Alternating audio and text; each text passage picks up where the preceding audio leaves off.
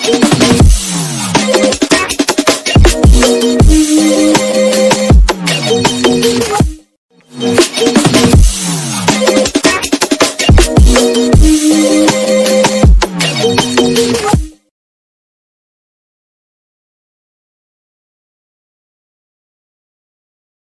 दोस्तों, कैसे हो? आपका स्वागत है त्रिपाण स्टडी सेंटर में। आज जो हम करने जा रहे हैं क्लास 12th NIOS बोर्ड का जो है गृह विज्ञान यानी होम साइंस चैप्टर नंबर 10 पारिवारिक संसाधन प्रबंधन यानी फैमिली जो है हम कैसे संसाधन का प्रबंधन कर सकते हैं, मैनेजमेंट ऑफ रिसोर्स को। तो इस विषय में हम चर्चा करेंगे, जानेंगे।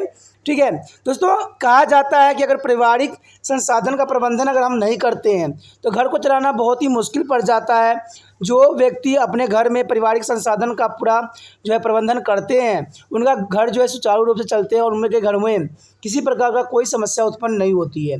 तो इसी विषय में हम इसमें चर्चा करेंगे, जानेंगे कि पारिवारिक संसाधन में और क्या क्या चीज़ है जो एक घर को जो है घर बनाने के लिए महत्वपूर्ण योगदान देता है। लेकिन चैप्टर स्टार्ट करने से पहले एक बात जो मैं हमेशा कहता हूं, जिसको आपको मानना भी चाहिए, सोचना भी चाहिए और विचार भी करना चाहिए, ये है कि जब भी वीडियो देखिए पूरा देखिए, क्योंकि अधूरा जानकारी सदैव खतरनाक होता है। साथ में एक इम्पोर्टेंट बात ये भी रहती है कि अगर आप पहली बार वीडियो देख रहे हो तो लाइक शेयर सब्सक्राइब जरूर कीजिए। देखिए दोस्तों, लाइक कीजिएगा तो इससे ये होता है कि बनाने वाले का जो मनोबल होता है वो बढ़ता है और आपके लिए अच्छा से अच्छा करने की सदैव कोशिश करता है।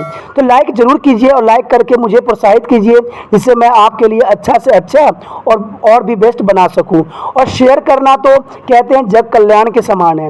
अगर आप दूसरे जरूरतमंद बच्चे हैं उनको अगर शेयर करते हैं और उन तक ये वीडियो पहुंचाते हो तो इससे ये होता है कि अगर उनकी आवश्यकता थी और वो उसी वीडियो की प्रतीक्षा में थी और आपके थ्रू वो मिल गया है तो वो आपके शुक्रिया अदा करेंगे और आपको धन्यवाद देंगे और आपको जो है अच्छा भी कहेंगे। ठीक है, और सब्सक्राइब करना इसलिए इम्पोर्टेंट है कि आप वीडियो तब भेजोगे ना अपने दोस्तों के पास जब आपके पास ही पता लगेगा कि ये वीडियो उनके लिए है। तो सब्सक्राइब करोगे तभी आप तक इसका नोटिफिकेशन जो है मिलेगा और सही समय पर जो है दूसरे बच्चों को भी हेल्प कर पाओगे। दोस्तों, आप सोचते होंगे कि त्रिपाण स्टडी सेंटर जो है सिर्फ वो जो है NIOS बोर्ड के लिए ही वीडियो बनाता है या सिर्फ एक ही क्लास के लिए वीडियो बनाता है। ऐसा नहीं है दोस्तों, ये जो है कई मायनों में हर जगह जो है हेल्पफुल है, क्योंकि ये जो है 8th class 9th 10th 11th 12th CBSE के सभी चैप्टरों को जो है कवर करता है। प्लस जो है NIOS बोर्ड 10th हो या +2 हो सभी सब्जेक्टों को कवर करता है। प्लस जो है ये पंजाब यूनिवर्सिटी के फर्स्ट सेमेस्टर से लेके 6th सेमेस्टर तक 8 सब्जेक्टों को जो है कवर करता है। और जो है BA जो है BA के बाद जो है MA है। MA में जिन बच्चों की जो प्रॉब्लम होती है उनको भी सोल्यूशन करने के लिए त्रिपाण स्टडी सेंटर सदैव अग्रसर है।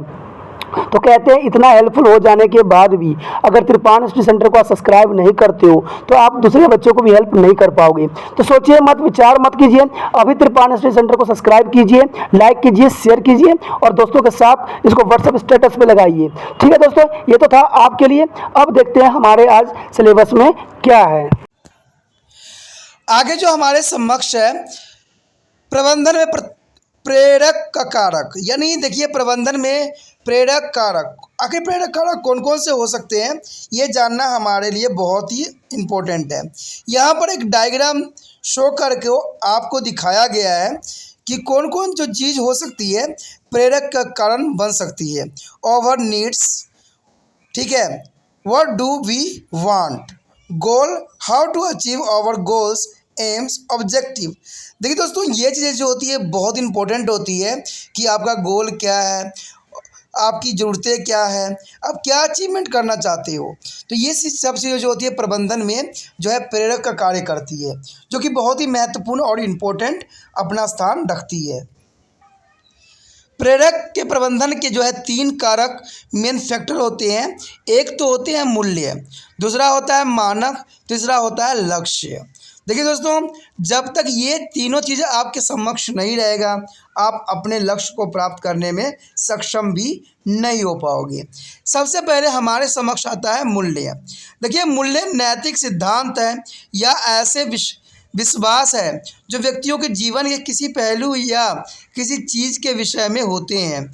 आप ईमानदारी, समय की पाबंदी, दयालुता, निष्कपटता या स्वास्थ्य संबंधी आदतें प्रसन्नता आदि को नैतिक मूल्य समझते हैं। यह आपके विषय या प्रकार से व्यवहार करने के लिए प्रेरित भी करते हैं। उदाहरण के लिए आप अच्छे स्वास्थ्य को महत्व देते हैं कहते हैं, इसलिए आप उचित भोजन और नियमित व्यायाम भी करते हैं। आप योगा की कक्षा में या एरोबिक्स करने के लिए या प्राय भ्रमण के लिए जाते भी हैं। आप समय का महत्व या मूल्य जानते हैं। अंततः आप अपने नियत स्थान पर पाबंदी से जाने का सदैव ही प्रयास भी करते हैं। उदाहरण के लिए आप ईमानदारी का सम्मान करते हैं, यानी उदाहरण के लिए आपके समक्ष आप ईमानदारी को काफ़ी सम्मान करते हैं, इसलिए कभी झूठ नहीं बोलते हैं। परंतु यदि आप बुरी संगति में पड़ गए और फिर झूठ बोलने लगे, तब ईमानदारी के लिए आपका सम्मान खत्म हो जाएगा। यानी कहते हैं ईमानदारी के लिए जो सम्मान था आपके मन में, वो सदैव के लिए ख़त्म हो जाएगा और आप भी गलत रास्तों पे चले जाइएगा और गलत ही शब्दों का उच्चारण भी करने लग जाइएगा। आप समय समय पर नए नए मूल्य अर्जित करते रहते हैं। जैसे आप भोजन के महत्व को देना आरंभ कर देते हैं, तो आप उसकी बर्बादी को भी बचाने के लिए प्रयास आरंभ भी कर देंगे। आप आत्मनिर्भरता को सम्मान देना चाहेंगे और इसलिए अपने कार्य स्वयं ही करना चाहेंगे। यह न केवल आपको आत्मनिर्भर बनाएगा, बल्कि आपके कौशल की परिष्कृत करेगा और आपको प्रोत्साहन भी देगा। आपने देखा कि आपके मूल्य आपके कार्य में किस प्रकार सहायता करता है और आपको सक्षम भी बनाता है। क्या आप कुछ अन्य मूल्य और उनसे संबंधित कार्य की सूची बना सकते हैं? उसके पश्चात हमारे समक्ष है मानक। आखिर मानक होती क्या है? देखिए, मानक गुणवत्ता का एक स्वीकृति उत्तर है।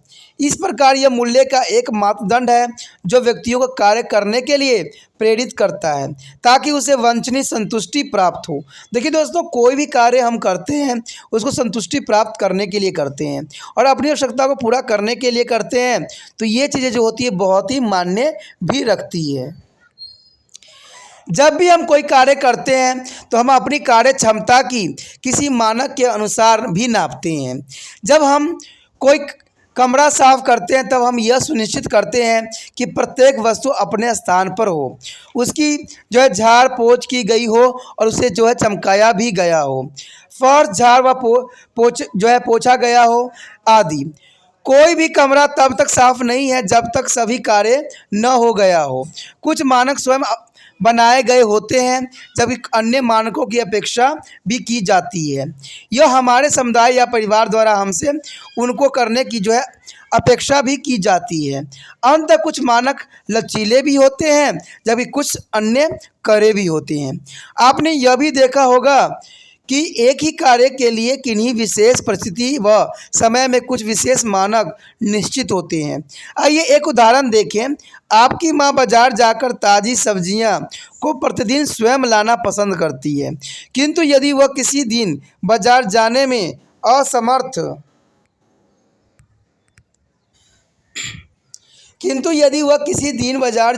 असमर्थ न हो तो वह आपके पिता या आपको सब्जी खरीदने के लिए कह सकती है।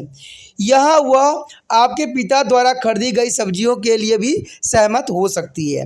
आपके पिता का सब्जियों का चुनाव उन्होंने किया है वो भी उन्होंने गुणवत्ता देख के ही किया होगा।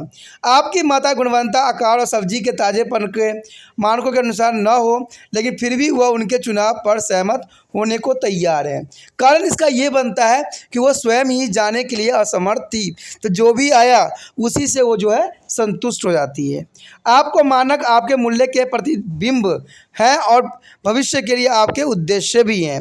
कुछ मानक केवल आपके जबकि अन्य आपके समुदाय या परिवार को भी प्रमाणित करते हैं। इस प्रकार अपने मानकों के चुनाव में हमें अत्यंत सावधानी बरतनी चाहिए। उदाहरण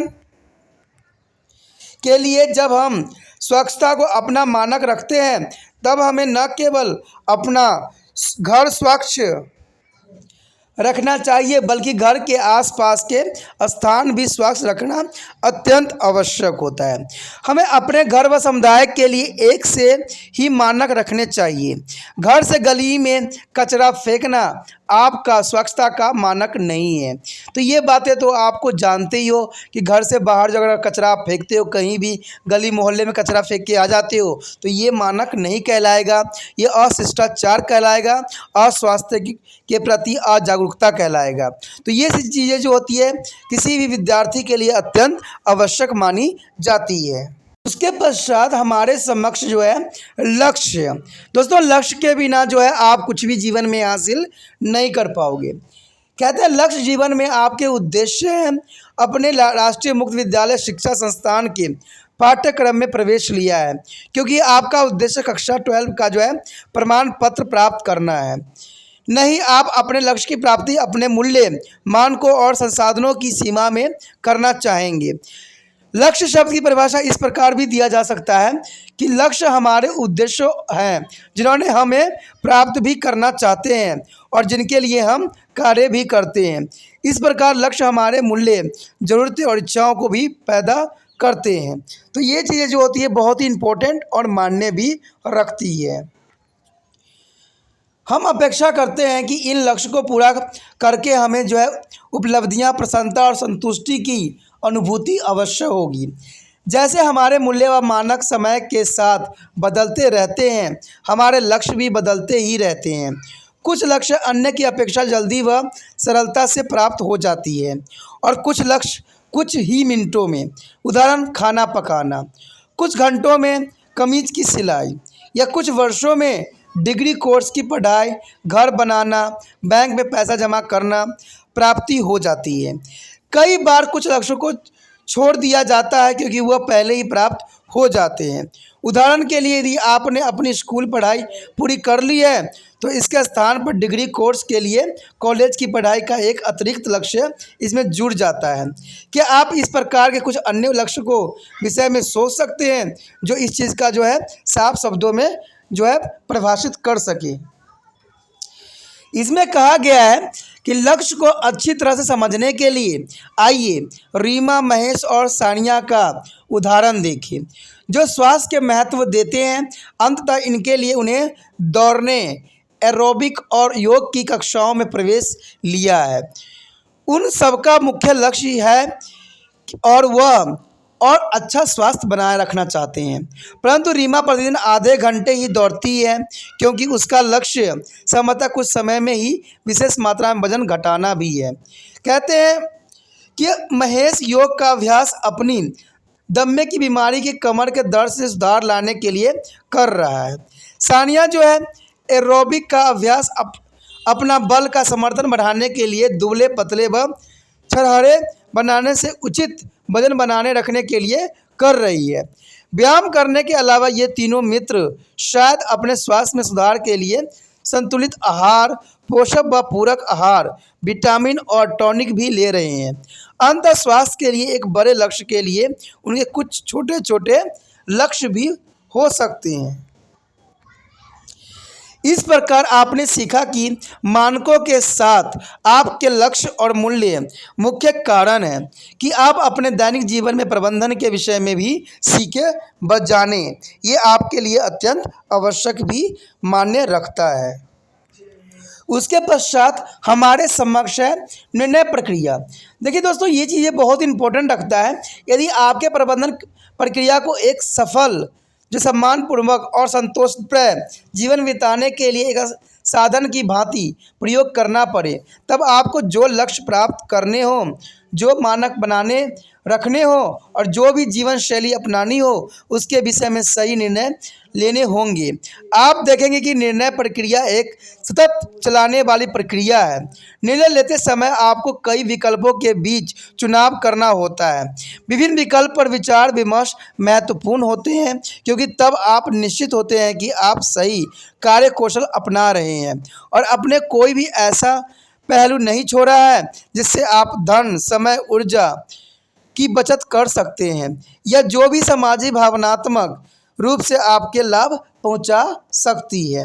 अंततः यह अत्यंत आवश्यक है कि आप सही निर्णय लेना सीखें ताकि आप समस्याओं का जो है समाधान कर सकें या किसी लक्ष्य तक पहुंच सकें या किसी भी स्थिति का जो है सामना भी कर सकें।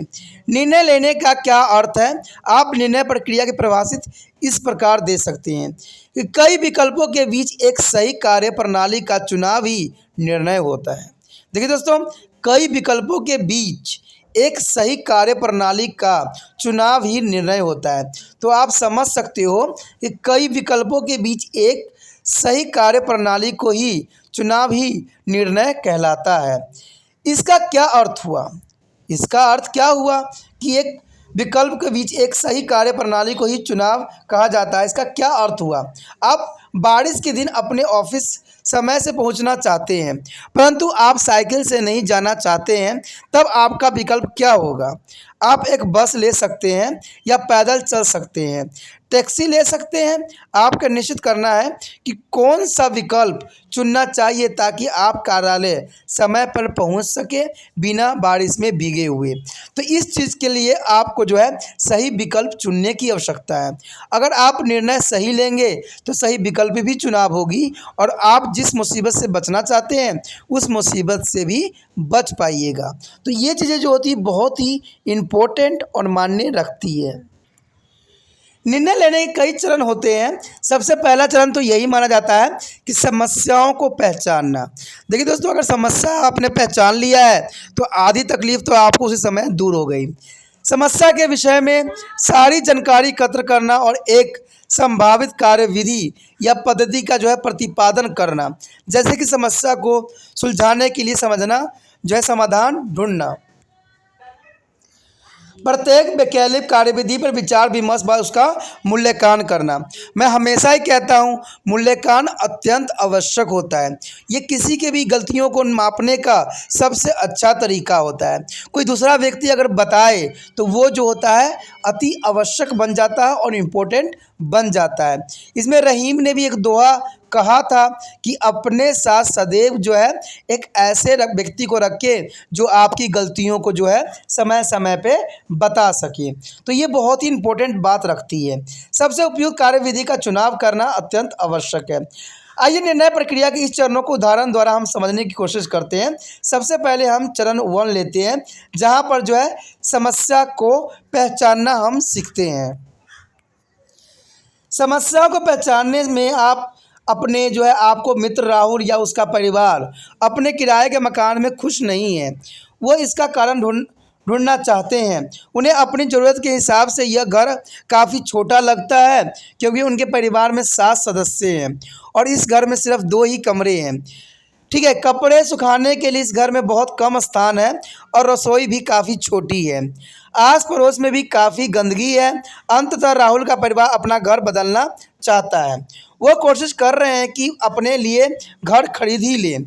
उनका समस्या उनके वर्तमान घर की है और वो नया घर लेना चाहते हैं। देखिए, ये भी एक समस्या ही है।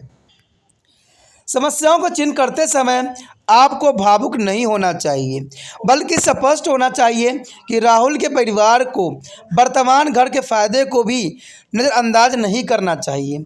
उनका वर्तमान घर राहुल के पिता के ऑफिस के और राहुल व उसकी बहन के स्कूल के पास है।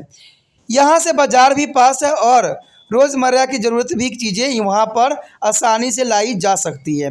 फिर भी वो अपने इस घर से खुश नहीं है। उपलब्ध लिखित परिस्थिति को नज़रिए से राहुल के परिवार की ज़रूरतें, इच्छाओं व मूल्य के जो मद्देनज़र रखते हुए हमें उनकी सहायता के लिए निर्णय प्रक्रिया के दूसरे चरण की ओर बढ़ना चाहिए और उनके जो है प्रॉब्लम को एनालाइज करने की आवश्यकता महसूस करनी चाहिए।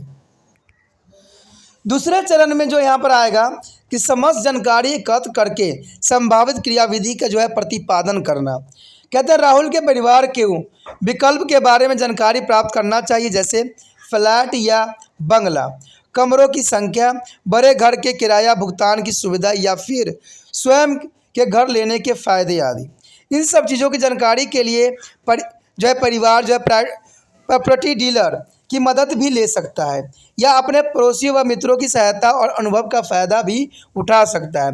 आदर्श रूप से तो राहुल को परिवार को अपने उपलब्ध संसाधन जैसे समय, ऊर्जा व धन को देखते हुए सभी विकल्प पर गौर करना चाहिए।